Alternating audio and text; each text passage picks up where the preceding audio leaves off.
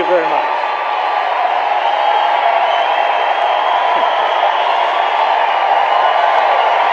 Thank you. Thank you very much. Thank you.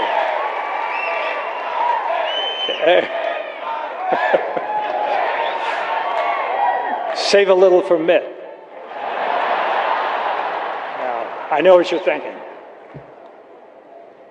You're thinking, what's a movie tradesman doing out here? You know, they're all left-wingers out there, left of Lenin. At least that's what people think, but that's not really the case. There's a lot of conservative people, a lot of moderate people, Republicans, Democrats in Hollywood. It's just that conservative people, by the nature of the word itself, play a little more close to the vest, and they don't go around hot dogging it. So,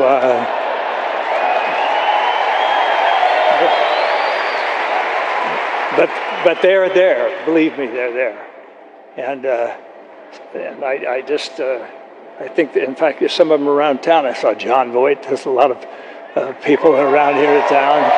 John Zier, Academy Award winner, terrific guy. And these people are all like-minded, like all of us. So I've got Mr. Obama sitting here, and he's. I just was going to ask him a couple questions, but you know, about I remember 3.5 years ago when Mr. Obama won the election. And though I wasn't a big supporter, I was watching that night when he was having that thing, and they were talking about hope and change, and they were talking about yes, we can, and it was dark and it was outdoors and it was nice, and people were lighting candles, and they were saying, you know, and I just thought this is great. I mean, everybody's crying. Oprah was crying, and I was even crying. And then finally, I haven't cried that hard since I found out that there's 23 million unemployed people in this country. And now that is something to cry for, because that is a disgrace, a national disgrace, and we haven't done enough, obviously. This administration hasn't done enough to cure that. And whatever interest they have is not strong enough. And I think possibly now it may be time for somebody else to come along and solve the problem.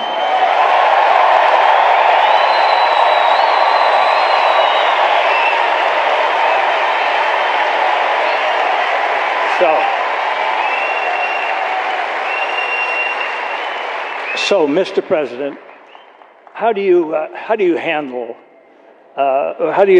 promises that you made when you were running for election, and how do you handle it? I mean, what do you say to people? Do you just you know? I know people were wondering. You don't have it, okay? Well, I know even some of the people in your own party were very disappointed when you didn't close Gitmo. And I thought, well, I think closing Gitmo, why close that? We've spent so much money on it. But I thought maybe it's an excuse. What do you mean, shut up? Okay. I thought it was just because somebody had a stupid idea of trying terrorists in downtown New York City. Maybe that was it.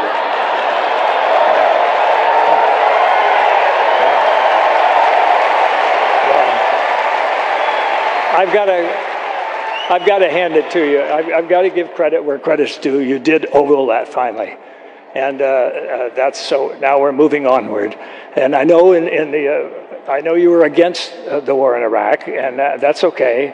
But you thought the war in Afghanistan was okay. You know, I mean, you thought that was something that was worth doing.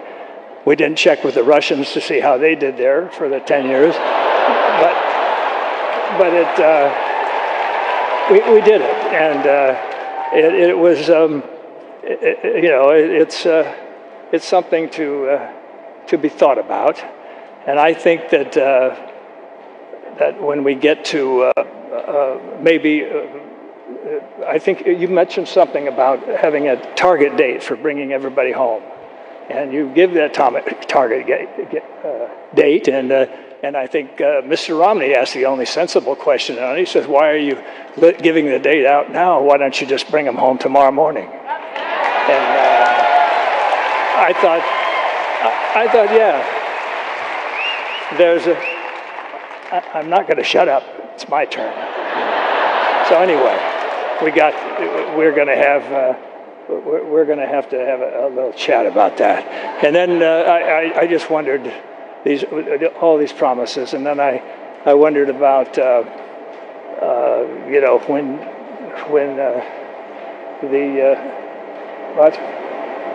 what do you want me to tell Romney? I can't tell him to do that. Can't do that to himself. You're crazy. You're absolutely crazy.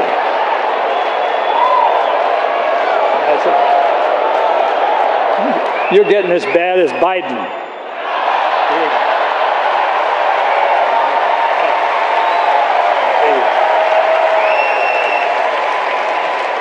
Of course, we all know Biden is the intellect of the Democratic Party. So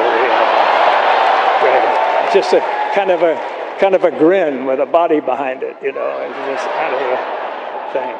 But I just think that there's so much to be done, and I think that Mr. Romney and Mr. Ryan are two guys that can come along. I never thought that it was a good idea for attorneys to be president anyway, because it.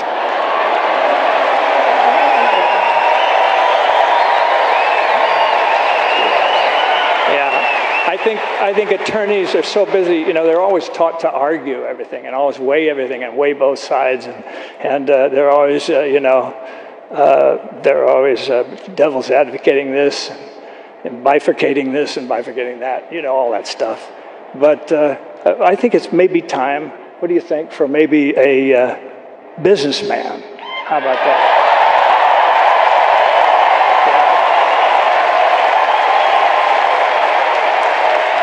A stellar businessman, quote unquote, a stellar businessman.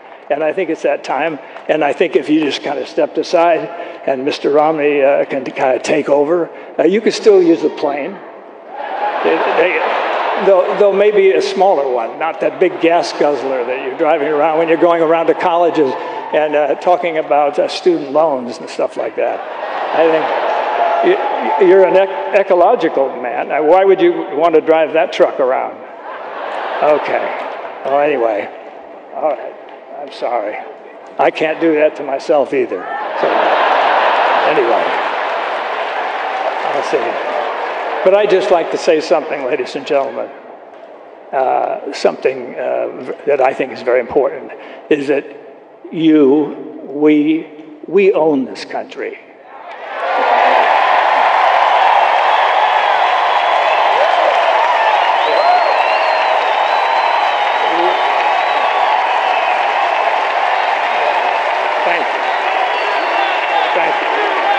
Yes, we own it. And it's not you owning it and not politicians owning it. Politicians are employees of ours. And so they're just going to come around and beg for votes every few years, and it's the same old deal. But I just think that it's important that you realize that and that you're the best in the world. And whether you're Democrat or whether you're a Republican or whether you're libertarian or whatever, you're the best, and we should not ever forget that. And when somebody does not do the job, we got to let them go.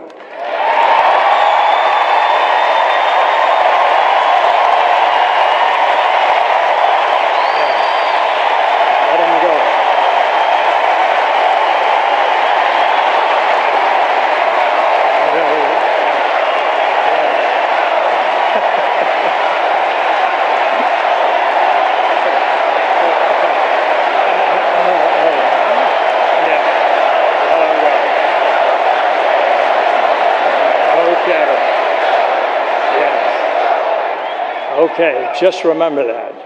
And I'm speaking out for everybody out there. It doesn't hurt. We don't have to be... I don't say that word anymore. Well, maybe one last time. We don't have to be, what I'm saying is we don't have to be mental masochists and vote for somebody that we don't even really want in office. Just because they seem to be nice guys, or maybe not so nice guys if you look at some of the recent ads going out there, I don't know.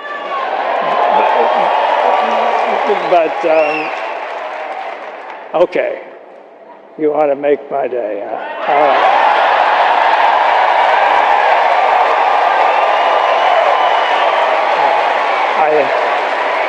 All right, I'll start it, you finish it. Go ahead. All right, thank you very much.